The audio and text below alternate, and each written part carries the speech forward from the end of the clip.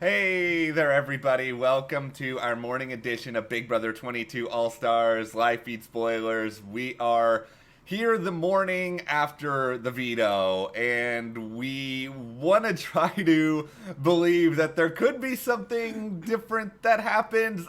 I don't know if it will, but we'll talk a little bit about possible scenarios. We'll go through some strategy talks overnight conversations. Christmas is punishment because I know everybody's chomping at the bit for that. Yeah. But before we get into anything here, if you guys do like this discussion, give us a like, subscribe, hit that notification bell, and yeah, support us further. Just check those links to the store where you can get a shirt like this one and some other cool stuff, and also our Patreon where you have live chats the last Sunday of every month. So I know yesterday, and we have been delivering the bad news that Yeah. Janelle and Kaysar are in trouble. They are both still on the block. Cody won the veto. But I don't think that all hope is actually lost. And I know right now it looks pretty bleak. The whole other side of the house is like, yeah, we're going to get Janelle out. But there are still so many days before eviction and things can turn around. And the reason why I'm feeling really hopeful about Janelle maybe being able to turn something around where she stays is because this is part of her job. Her job is to sell houses. She is a real estate agent. That is a job that comes with a lot of charisma and a lot of sales and a lot of working socially with people. I think if she can just find the right crack, she is able to turn it around. And there is a crack there. And the thing that I'm hoping she finds out about or maybe starts to lean into is the fact that Danny and Nicole have talked about getting rid of Tyler and Cody because it's not right away, but they are starting to circle that. If she figures that out and goes to Tyler and Cody, and then she's like, and I'm the person that can take care of Nicole for you, she can sell this. I believe it. I am not in unicorn land. I really actually believe this. I think the thing is that it's definitely easy to be doom and gloom about Janelle's fate in the house at the moment. I totally get this. This is 2020. We have not had nice things in 2020. But with that being said, I think that really, and we've said this time and time again over the years, and that Big Brother is a game where I feel like you can get yourself out of anything. I think before Dan's funeral, nobody would have said that Dan would have gotten himself out of the situation that he was in. And I know that Janelle, she's not the strategist that Dan is. That's never been her strong suit. But she's probably got to try to find a way to figure other things out because her competition game hasn't been anywhere near as good this season. So you have to try to lean into something. And I think rather than, of course, throwing Kaysar under the bus, which she's not going to do, No. you have to sort of then think, okay, what is my value to other people? And I think for Janelle, her value is I can go after this person that maybe you people want out eventually, but you're not really willing to do right now. Yeah, and because she does have such a strong sales background, I think she can sell this if it's she just doesn't go to the wrong people like someone like Danny. And I'm kind of a little worried that she might because she sort of has this, a little bit of a relationship with her and Danny's just not the right person. And it's already a situation where it's not like we're just making all of this up and trying to be like, okay, let's concoct a scenario here that could get Janelle to stay, because Bayleigh has already sort of talked a little bit about who is going to go after Nicole, and maybe Janelle could do this dirty work. Yeah, like you guys who've been watching this know me. I'm the person that pours the cold water on everything, and I legit feel like Janelle can work with some of this, especially with Bayleigh saying this. Who is gonna take out Nicole? Who is gonna deal with this? And it's true. I mean, and Enzo has a lot of influence with this group. Yeah. And if Bayleigh can continue to kind of sell this to Enzo, this idea, and it didn't seem like she was that willing to sell it hardcore overnight, but if she does, or if Janelle goes to Enzo and tries to figure out more, I think Enzo has sort of shown already that he is sort of flexible and forward thinking and some of these other people need to also try to do this and kind of consider NICOLE has so many sort of pre-existing relationships in this game. She is friends with Danny on the outside. She knows Ian from the outside. She and Cody were on the same season together. They gotta have like all of these like alarm bells just going off in their head that you can't leave her in the game for too long. No, and Janelle is the perfect person to keep in the game. Now it will turn into, if Janelle ends up getting the votes to stay, how does the Blob Alliance explain this to NICOLE F, who's going to be like, what happened, guys? And that's, again, another sort of part of it that then they kind of have to figure out of, like, how do we kind of get around this? Is there a way to get around this? Because I think Janelle can sell them.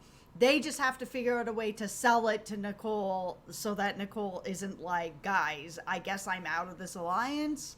That's going to be the hardest part of this, and I think that's where it could all fall apart, because, and I'm not saying this because I'm trying to dogpile on NICOLE or anything like that, but we know that NICOLE, she often does complain a lot, and she gets frustrated a lot, and she gets upset kind of easily, and honestly, one of the biggest reasons why people may not want to go through something to keep Janelle, especially within her alliance, they may just not want to listen to NICOLE complain about it for a long period of time. And it sounds like a joke, but I'm not joking. Like, that wears on people. It does, and that's why I'm actually hoping that everyone in the Blob Alliance will want to keep Janelle, because they need to just have that stop. Because it is wearing to have that go on and on and on when you're in a house with somebody and every day it's somebody else. I mean, yesterday alone, she's upset about Bayleigh. Then later she's scared about Janelle. Like, it's, 2-3 times a day, and it's a lot.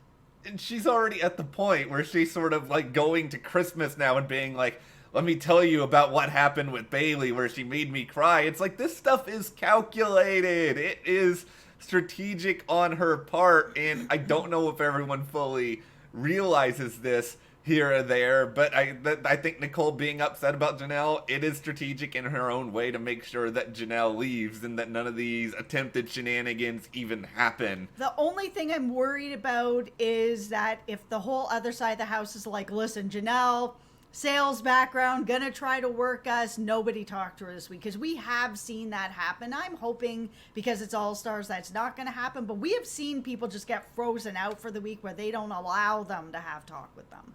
And that sucks. Like, I'll just be honest. It sucks. I understand the strategy. It's like Boston Rob did this with the buddy system on Survivor sometimes. It's good strategy sometimes, but it's not compelling entertainment really at all. And there are so many different questions and ways to go about this, including, when does Janelle start this campaign, if she does, because I don't think you want to do it too early, because then you're just going to end up potentially irritating people, but you don't want to do it too late so that they're locked completely. I think if she just does it a little bit at a time, that she would be able to get this to actually work. She doesn't need to go hardcore today, but she needs to start really sort of planting seeds of doubt around, other people, that she's able to be the person that can come in and deal with the mess for them.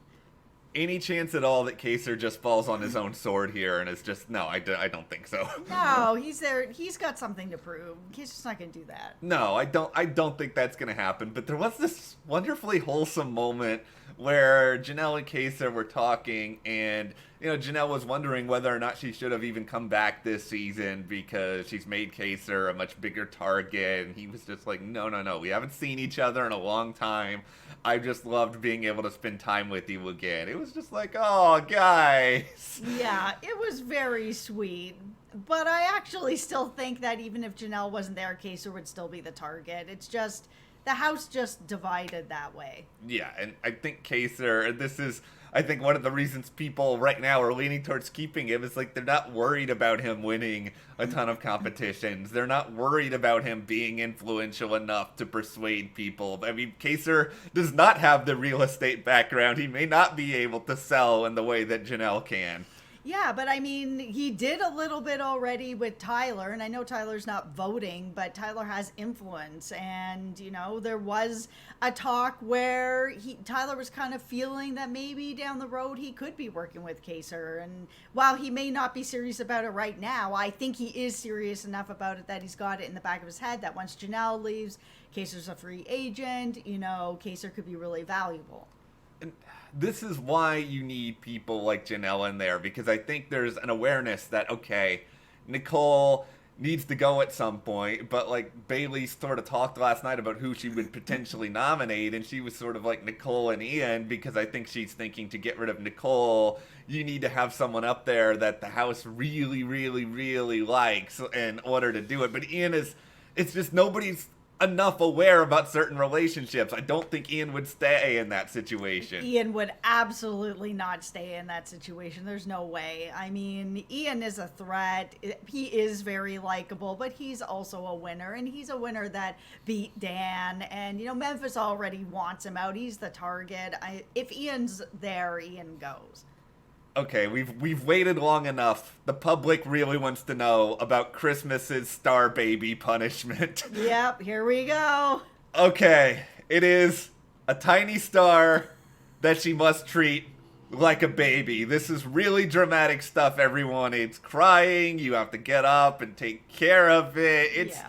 It's like, if the Ian punishment was like a 9 on a scale of 1 to 10, this is like a 4. I'm not interested in this whatsoever. No, and we'll get some sort of montage of it, like crying at 4 a.m. and waking up the house and everyone getting irritated, and, you know, all of that is going to come up. But no, it doesn't feel as exciting as Ian's punishment was. Like, the best part of babies really is it's like bonding with them and like getting to see like steps along their journey. The worst part of them is just them crying and getting you up at all hours. This is like just compartmentalizing the worst things about babies and just putting it in a star form. That's right.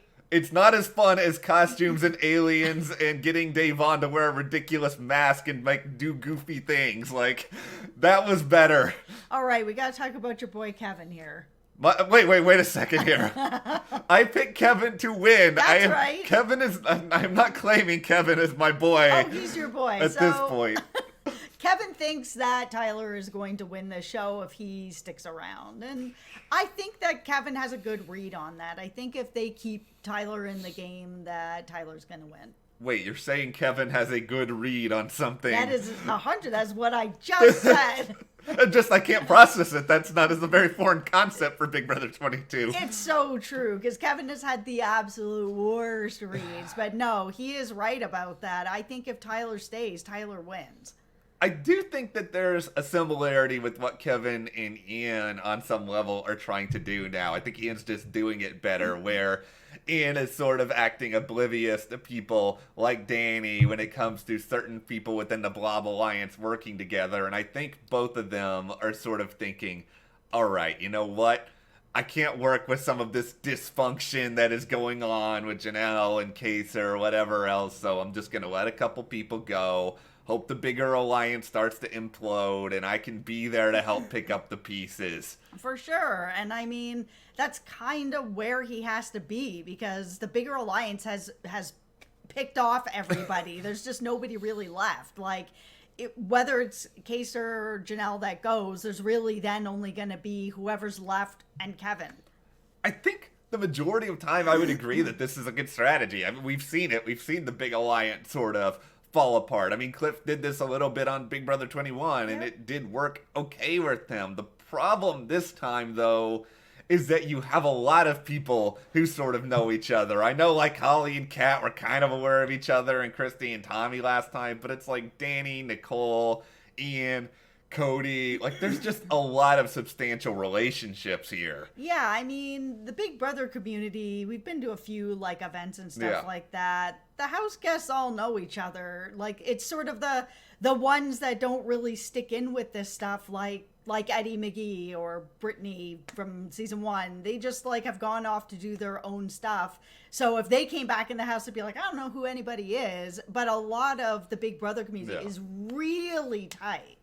it's such a weird position if you're Ian or Kevin at this point, because it's like, do you want to work with Kaser, who inevitably is going to probably put his game down in flames unless Kaser has a real see the light moment, which let's hope, or do you go with these other people who may just stick together and get rid of you in like 8th or 9th place? Well, the other thing is that I think people aren't really thinking about Kaser. Kaser is very likable in the house too, Yeah. and he is sort of an underdog. And if he can win a couple things, I feel like bringing Kaser to the end, people would want to try to bring him to the end to then be like, hey, well, I did this and I did that. But people really like Kaser, and Yeah. people really undervalue how likability plays in this game, especially after everything that happened with Paul, that Josh basically won because they just didn't like Paul. So you really have to go forward in this game remembering that likability is something that can win.